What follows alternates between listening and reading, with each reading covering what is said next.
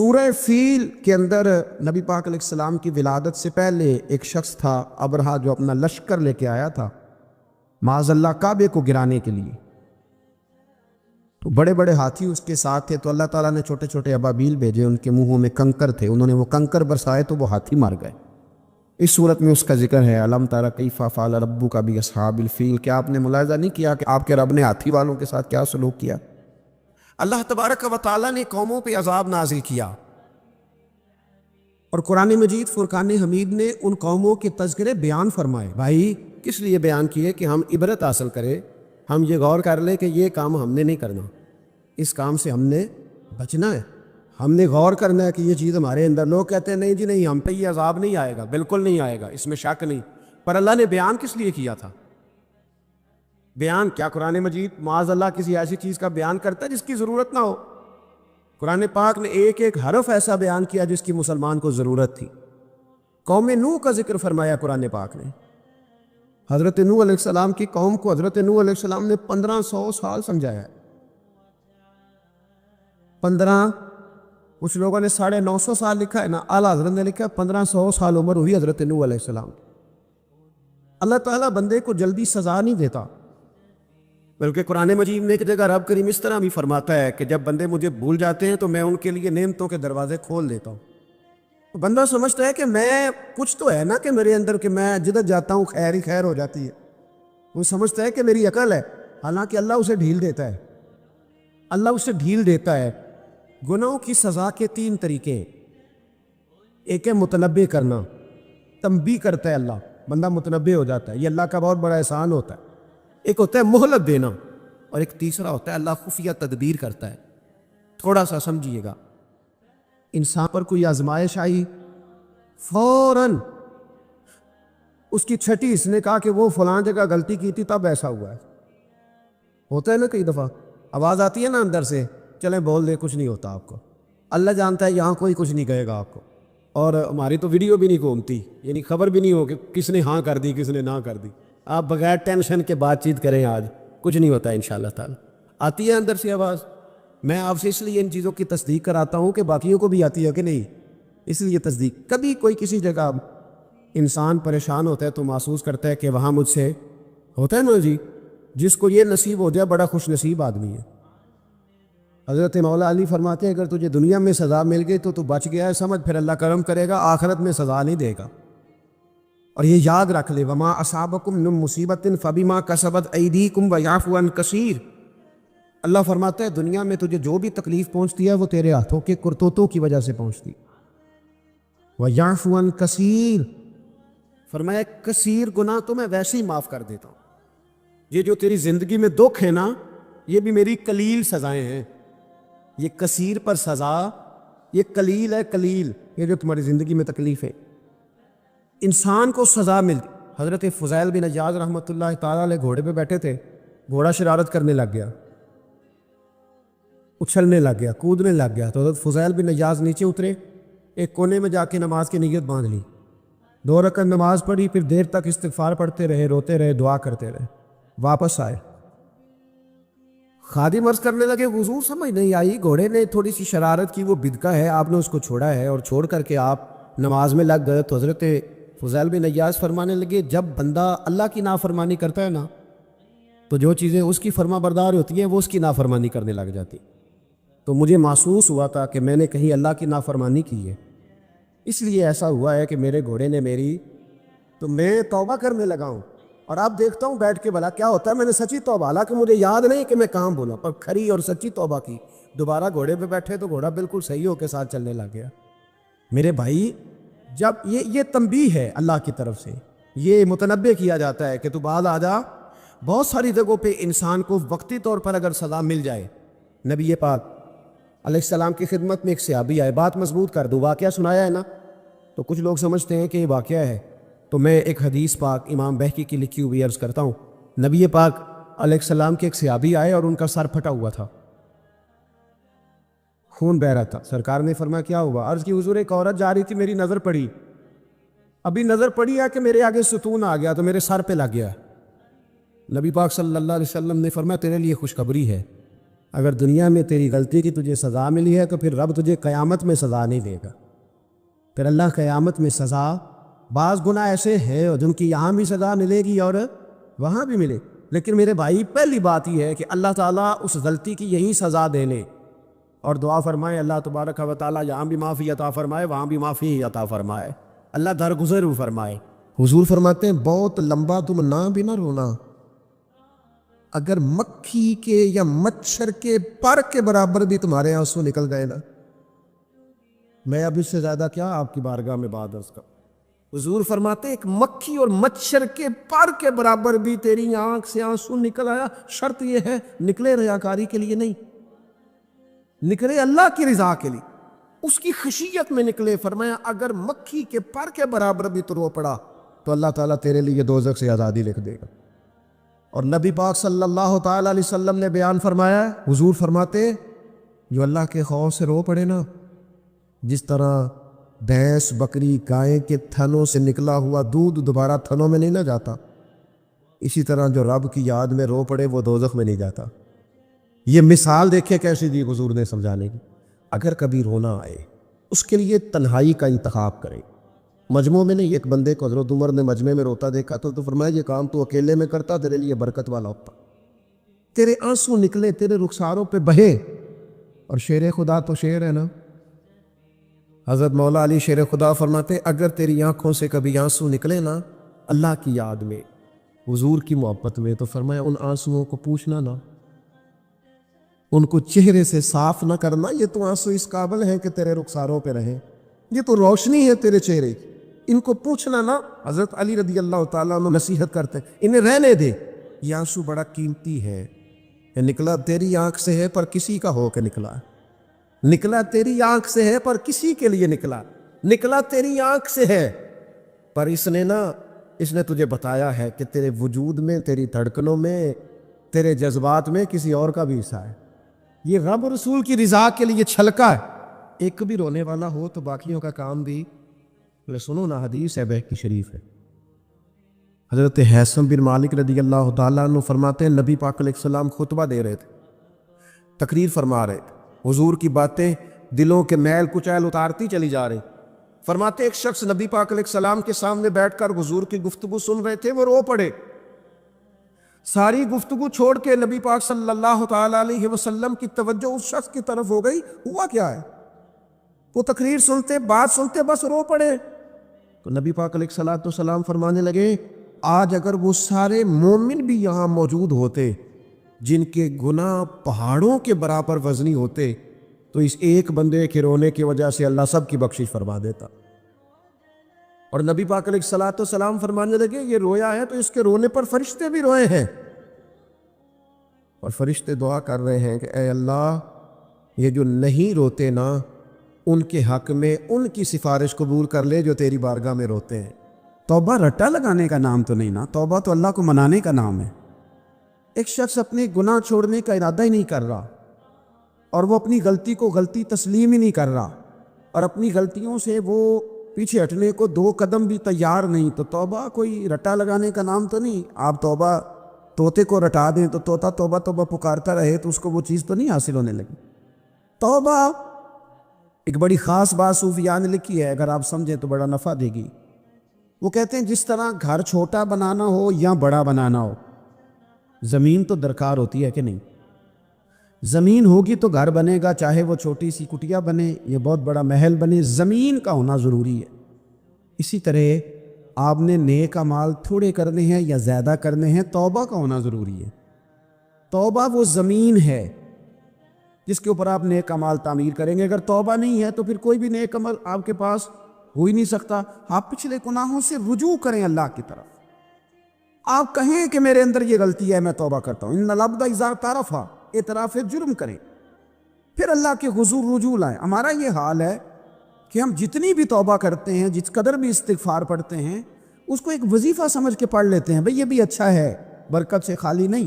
لیکن توبہ کا حقیقی مفہوم یہ ہے کہ انسان اپنا محاسبہ کرے، اپنی پچھلی ساری زندگی اپنی آنکھوں کے سامنے لائے.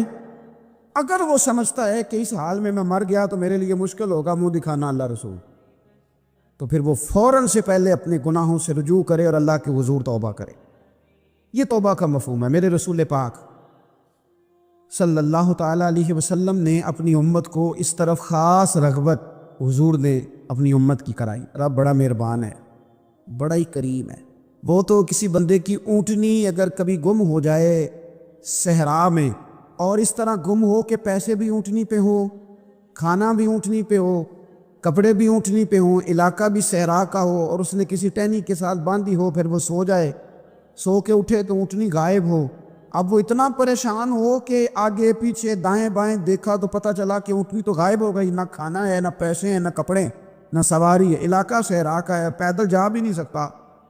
تو فرمایا جس طرح وہ بیٹھ کر موت کا انتظار کرنے لگتا ہے، اور وہ منتظر تھا کہ اب موت ہی آئے گی، اب کوئی اور سہارا نہیں، فرمایا اچانک اگر اونٹنی سامنے آ جائے تو اسے کتنی خوشی ہوگی؟ یا رسول اللہ اسے تو بڑی خوشی ہوگی۔ فرمایا جب رب کا بندہ توبہ کرتا ہے تو اللہ کو اس سے بھی بڑھ کر خوشی ہوتی کہ بندہ توبہ کر گیا، اپنے گھر واپس آ گیا ہے، اس نے بات مان لی۔ ہمارا اصل مسئلہ احساس کا ہے، توبہ کا نہیں۔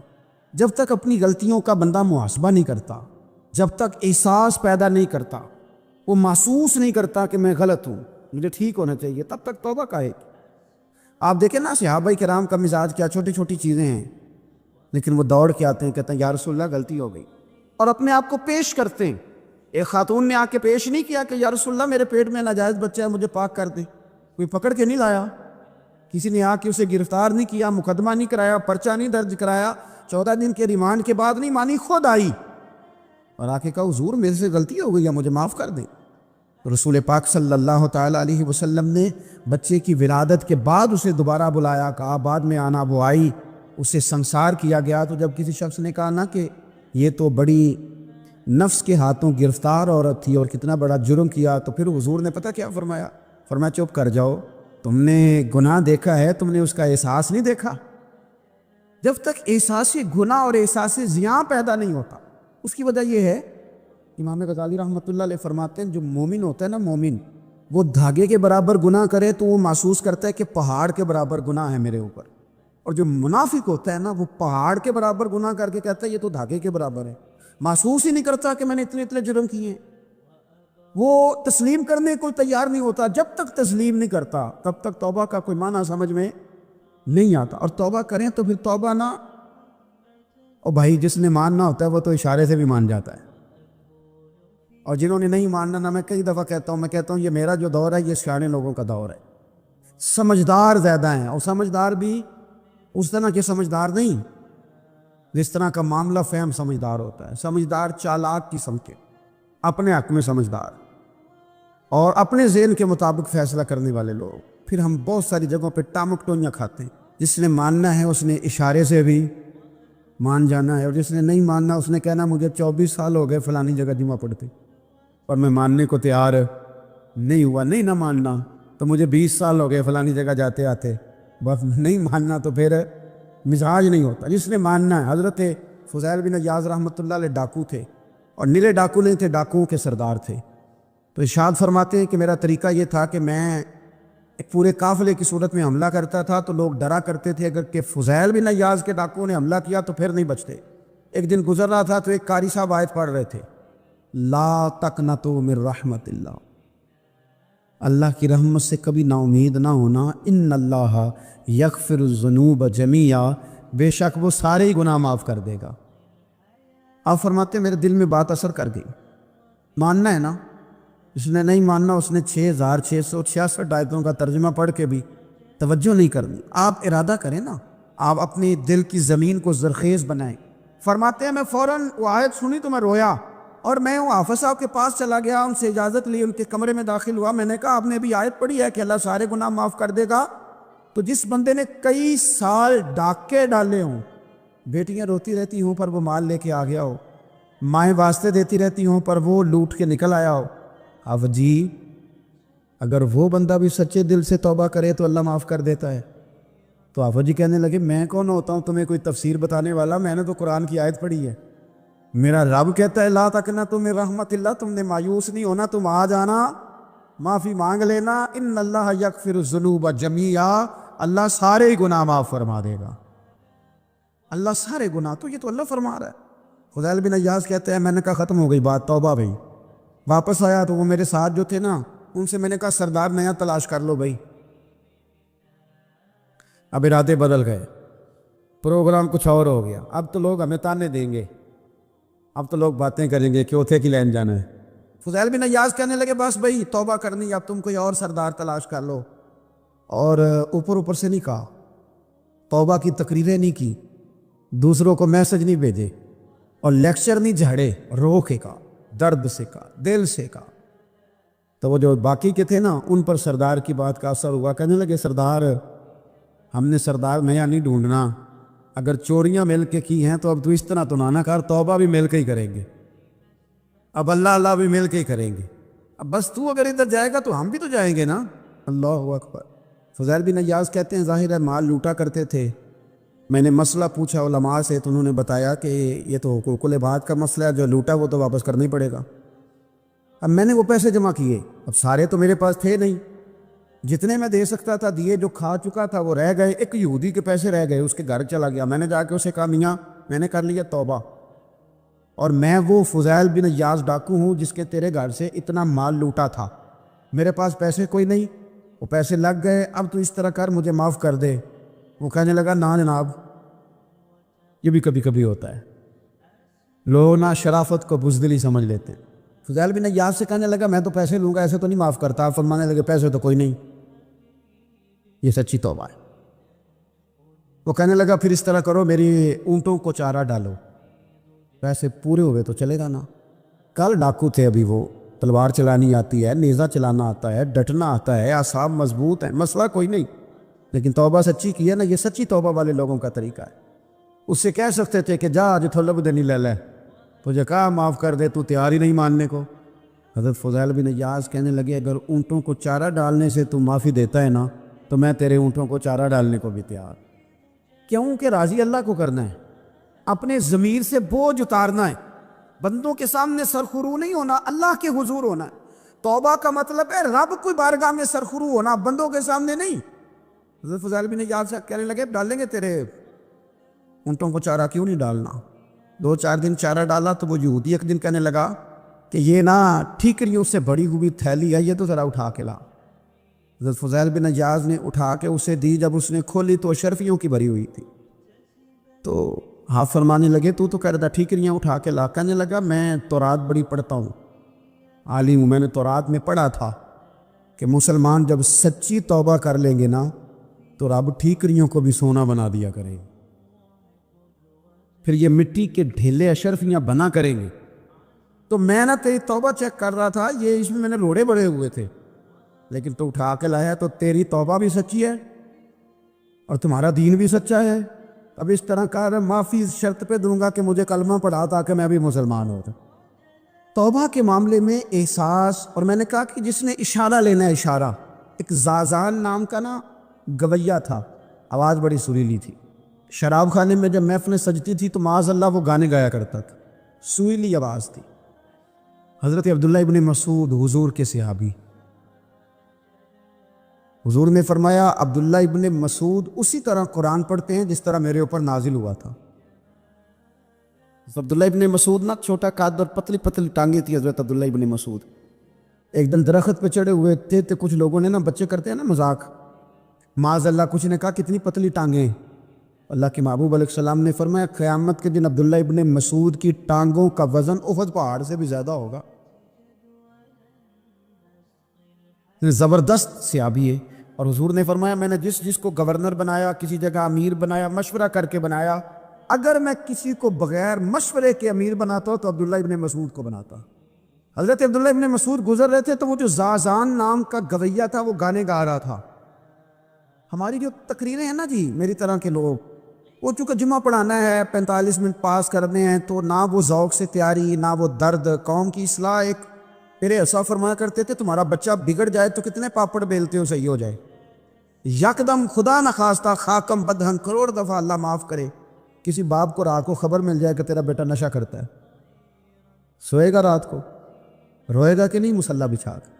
لیکن یہ صرف اپنے بیٹے کے بارے میں ہے، کاش قوم کے ہر بیٹے کے بارے میں ہمارا یہی ذہن بن جائے کہ یار یہ کیوں بگڑ گیا ہے، اور اس درد سے جب ہم اصلاح کریں گے، تقریر کریں گے، پھر آپ محسوس کریں گے کہ اللہ اس میں اثر بھی پیدا کرے اور اس میں تاثیر آتی۔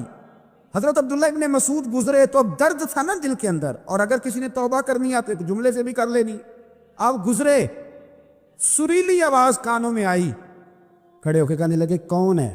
کہا جناب زازان نام کا گویہ ہے، مصطفیٰ کریم کے شانوں والے غلام کی زبان سے لفظ نکلے، کتنی سونی آواز ہے، کاش یہ قرآن پاک کی تلاوت کرتا۔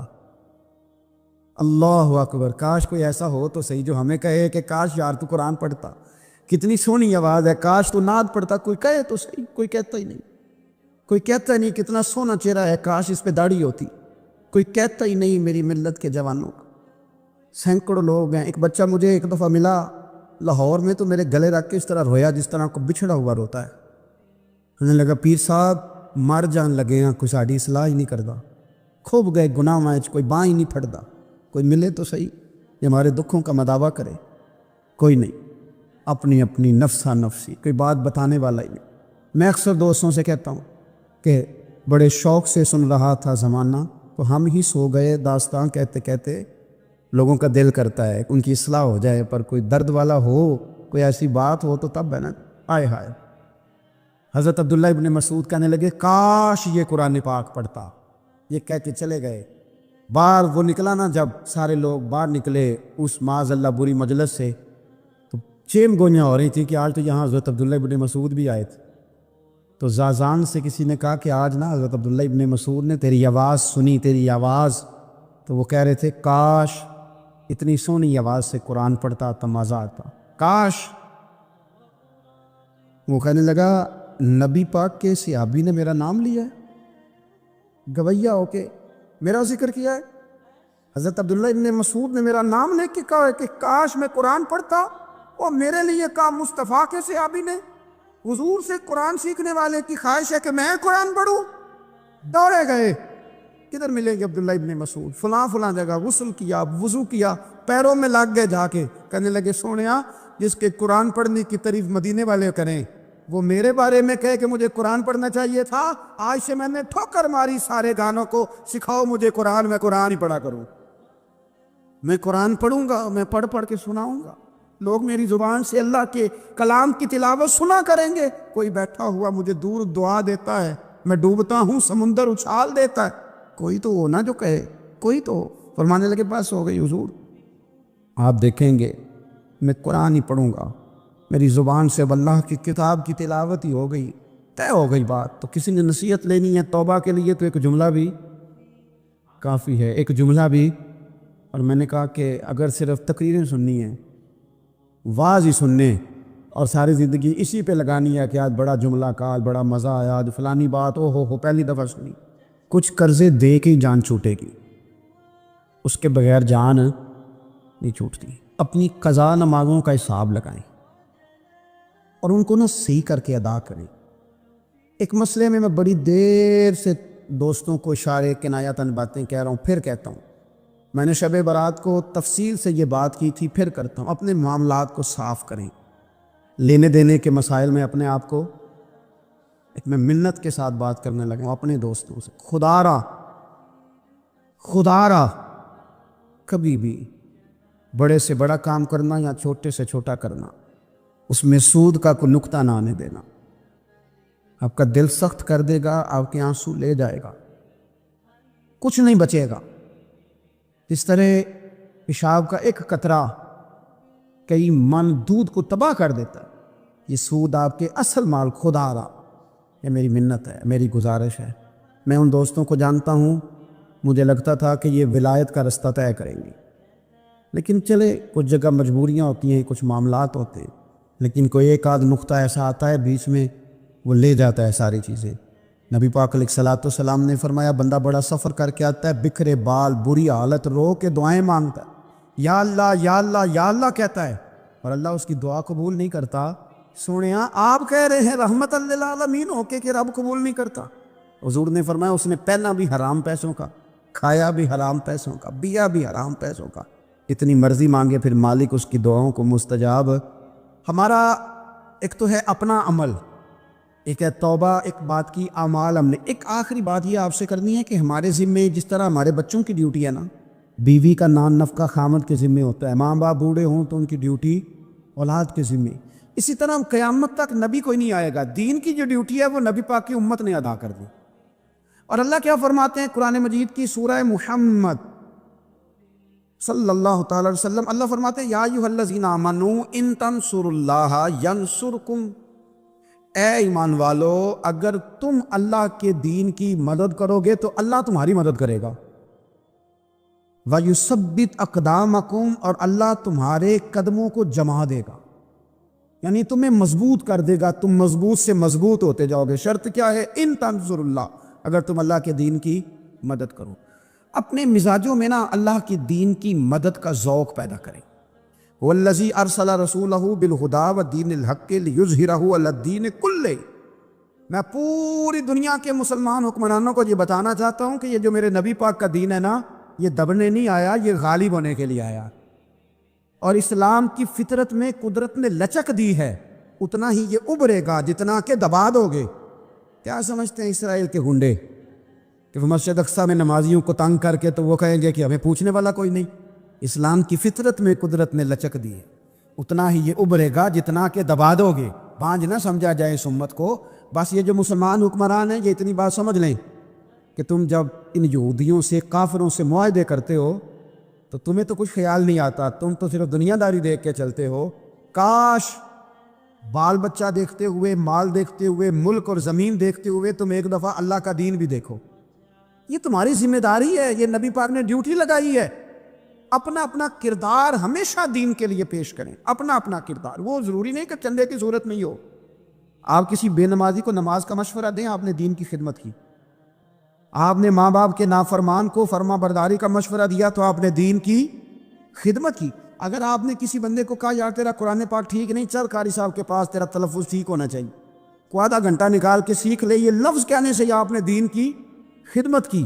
میرے نبی پاک صلی اللہ تعالی علیہ وسلم نے فرمایا ایک جملہ بول کے جو دین کی دعوت دے گا، ایک ایک جملے پہ اللہ 1,000 سال کی عبادت کا ثواب دے گا.